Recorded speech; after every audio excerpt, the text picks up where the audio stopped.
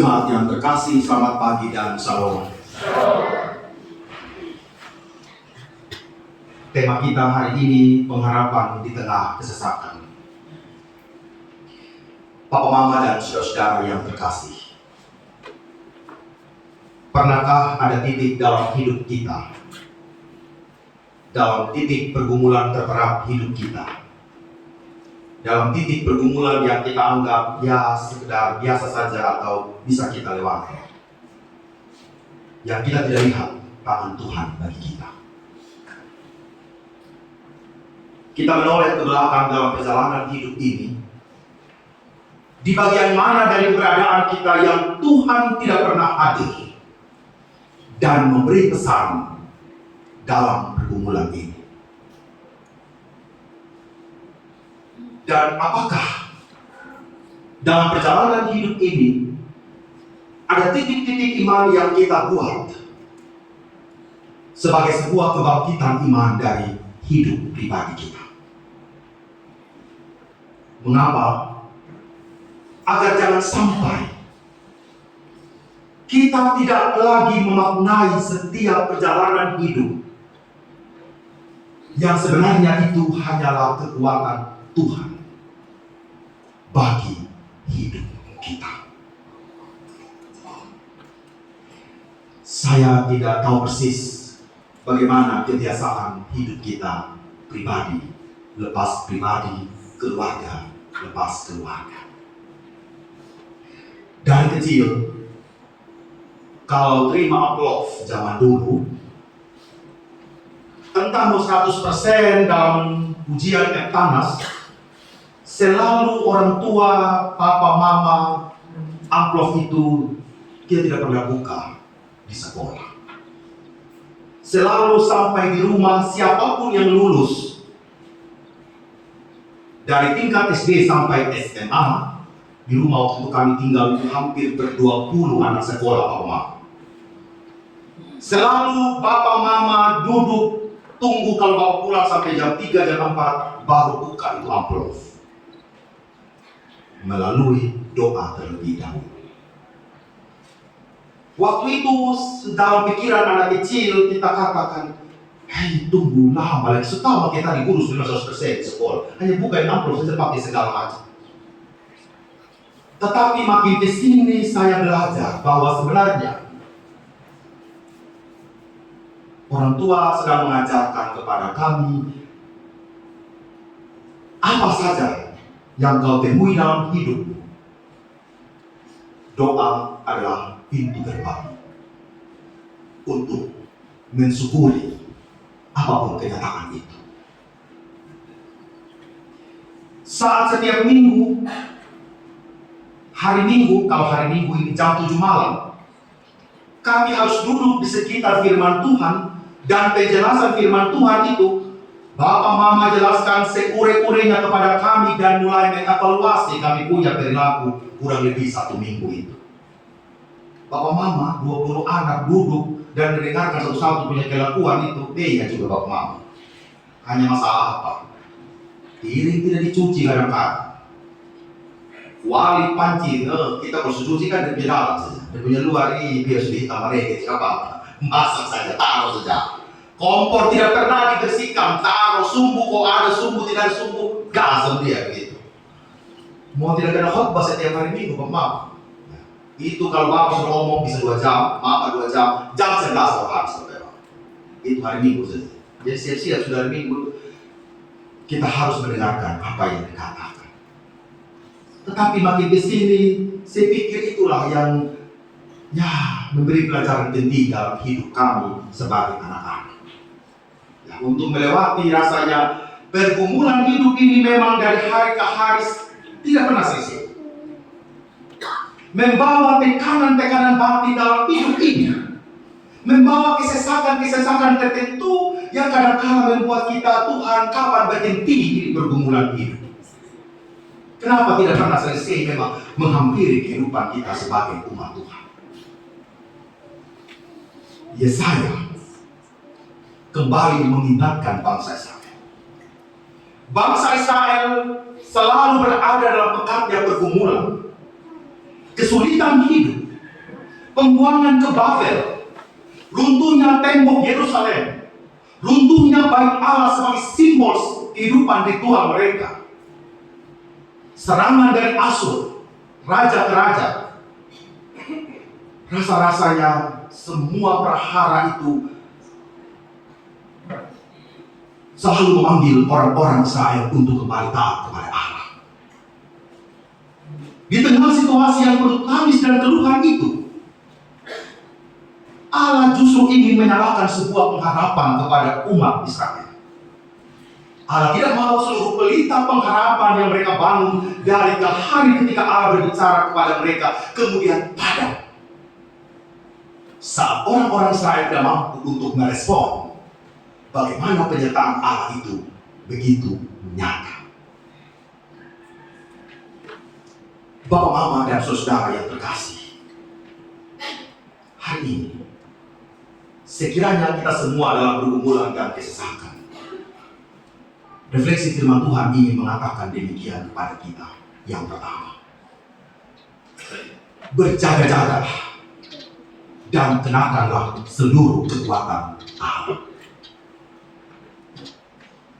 Berjaga-jaga berarti kita sangat menyadari bahwa pergumulan hidup itu selalu ada setiap hari menghampiri kita. Bahwa ada hal-hal yang tidak bisa kita kendalikan dalam hidup ini terjadi, baik oleh diri kita sendiri maupun oleh hal yang datang di luar diri kita. Para petani bekerja keras untuk menyelesaikan kebun dan sawah mereka. Tetapi belalang tidak mau berkompromi dengan hal-hal yang begitu. Dia datang seenaknya menghabiskan seluruh apa yang ditanam oleh para petani. Kehidupan rumah tangga suami istri, kita bangun secara kokoh, secara kuat, membangun benteng. Tetapi kita tidak bisa juga menahan seluruh serangan-serangan yang datang dalam hidup ini. Entah itu perselingkuhan dalam keluarga, dalam rumah tangga. Entah tiba-tiba kerjaan kita terhenti untuk beberapa saat. Entah tiba-tiba anak-anak kecelakaan. Orang yang kita sayangi kecelakaan. Dan ada begitu banyak hal-hal yang tiba-tiba datang menghampiri kehidupan kita. Dan kita tidak pernah siap, Bapak. Kadang-kadang kita tidak pernah siap untuk menghadapi semua itu. Tetapi ingatlah bahwa ada kekuatan Allah yang selalu mempersiapkan kita dengan baik. Asalkan kita menyadari bahwa kekuatan Allah itu ada di dalam hidup ini.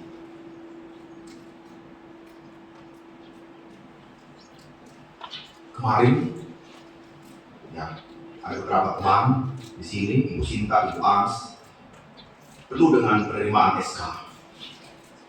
Saya tahu perjuangan 10 tahun ke atas, ya Ibu ya, 20 tahun ke atas mengajar dengan honor yang sangat rendah mungkin. Di beberapa sekolah honornya bagus, di beberapa sekolah 50.000 3 bulan itu sudah syukur Pak Mama. Tetapi saat melihat bagaimana perjalanan panjang itu mereka lewati untuk mengabdi bagi negeri ini, saya percaya itu bukan iman yang sekedar iman saja, tetapi melewati dalam tetes air mata dan pengharapan, melewati gunung dan lembah. Bapak Mama sekali-sekali pergi lagi ke Pahar. Kemarin dalam waktu 2 minggu, 2 truk yang terbalik dan 2 orang yang meninggal. Itu Bapak Mama lihat Ibu SD di tengah gunung, bukit, lembah, anak-anak jalan 6-7 kilo. Dan guru-guru harus pergi ke sana berangkat dan segala macam. Itu kalau bukan iman, saya pikir tidak mampu kita lewati itu. Kalau hanya kekuatan kita sebagai manusia saja, saya pikir tidak mampu kita lewati hal-hal yang begitu.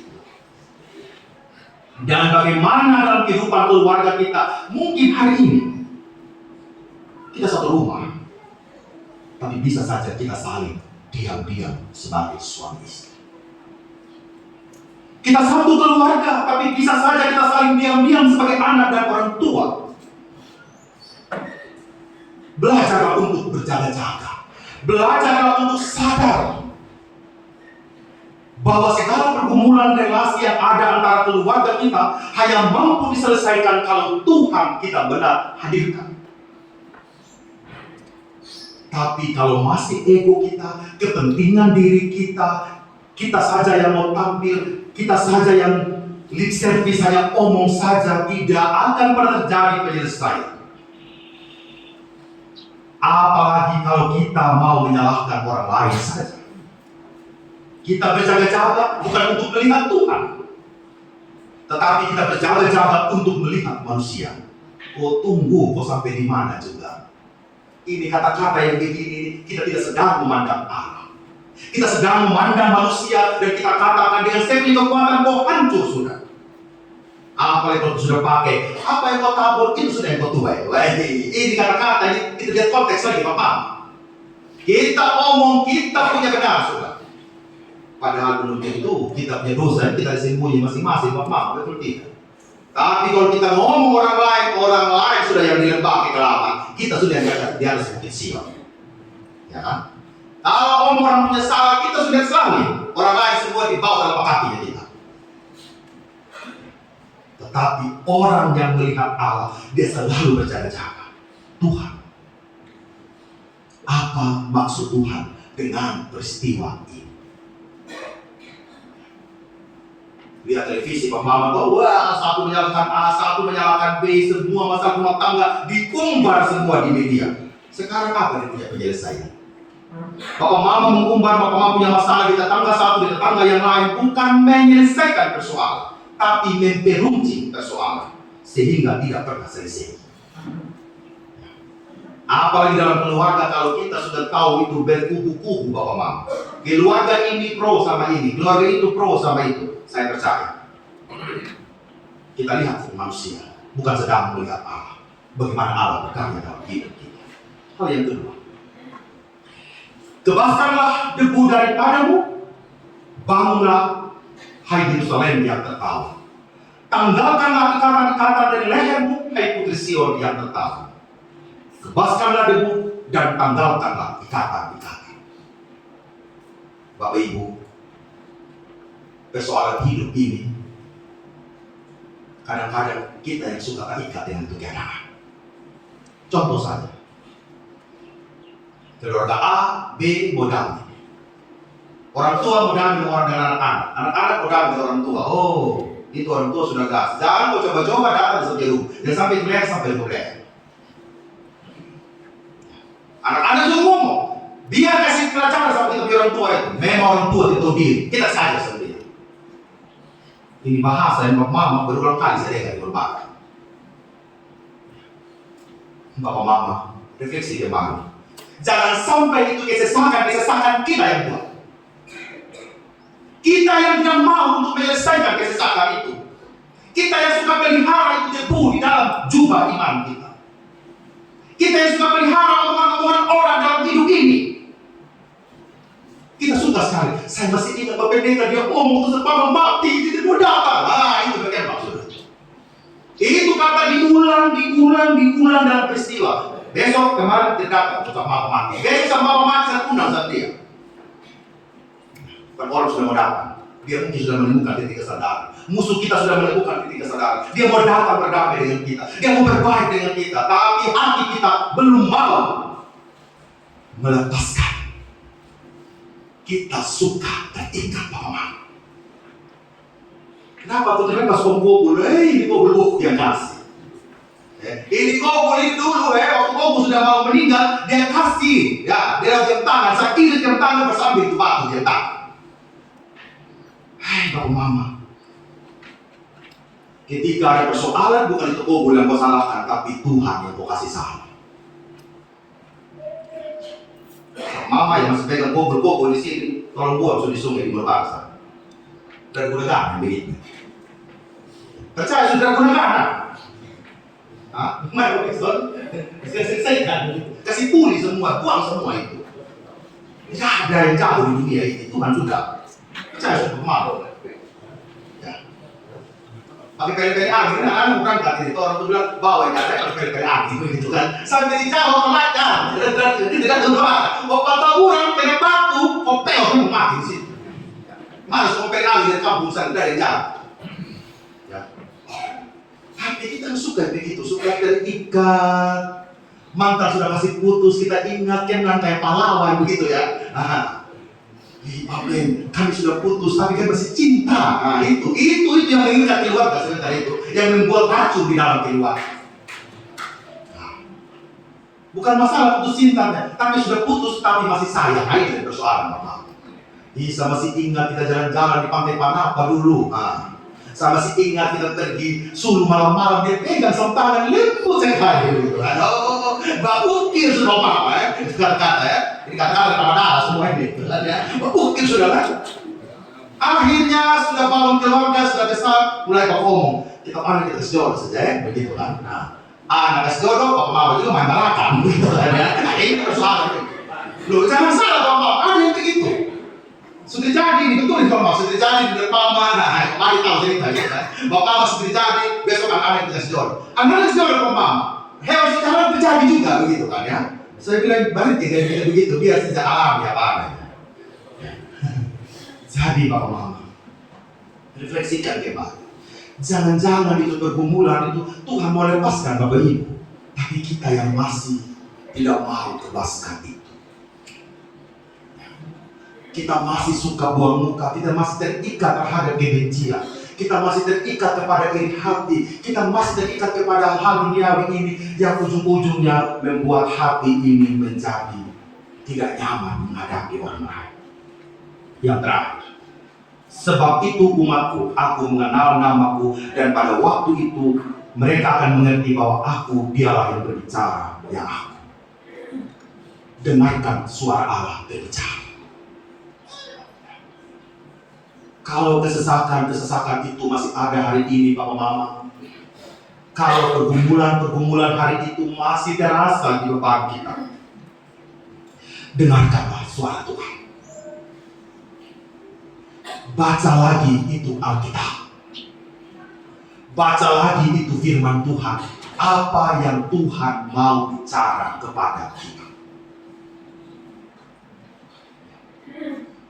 2 hari 18-19 kami ada di Lamanapu belajar bersama dengan remaja. Betapa masih banyak anak-anak kita sebagian besar yang belum tahu membuka ini Alkitab, yang belum tahu tokoh-tokoh Alkitab. Kita omong Elizabeth mamanya Zakaria, dorang pikir Elizabeth Ratu Elizabeth. Betul itu dia benar kawan itu kan. Dan orang susul siapa ayah dari Elizabeth? Julius Montessori. Dari mana ini saya lagi kan saya buka. Hei, Elizabeth siapa kamu maksudnya? Elizabeth Ratu Elizabeth, Bapak Pendeta itu bukan Elizabeth mamanya Zakaria saya bilang. Mamanya Yohanes Pembaptis. Siapa ayah dari Sarah? Dorang mulai karantina tersebut Abraham. Adik suami bisa dari bapak. Kita tahu kita bisa mati sedih gitu. Begini kita menjadi anak. Jadi hari ini kita mau coba dulu jam 10 itu setelah kebaktian kita kebaktian remaja di sini SMP dan SMA. Kita mau lihat dulu bagaimana. Kalau kita mau pindah jam 8 boleh, tapi bersaing dengan suara kalau orang sebelah. Tapi saya mau follow up hari ini anak-anak kumpul di jam 10 remaja SMP dan SMA untuk kita membimbing mereka secara serius setiap minggu. Ya. Kita mau sedang belajar anak-anak supaya mereka mendengarkan suara Tuhan saja, amin. Tidak bisa, Bapak. Zaman ini sudah semakin gila, Bapak. Tidak ada tawar-menawar kita bilang, tiap apa sekolah sudah cukup, oh tidak cukup sekolah, Bapak. Gereja mengambil bagian untuk memperdengarkan firman Tuhan. Keluarga mengambil bagian untuk anak-anak ini belajar untuk mendengarkan suara Allah. Sekiranya Tuhan menguatkan saya dan Bapak Mama untuk melewati seluruh kehidupan bersama dengan Allah. Kita percaya kesesakan kita hanya mampu diselesaikan oleh Allah pencipta kita. Amin untuk firman Tuhan.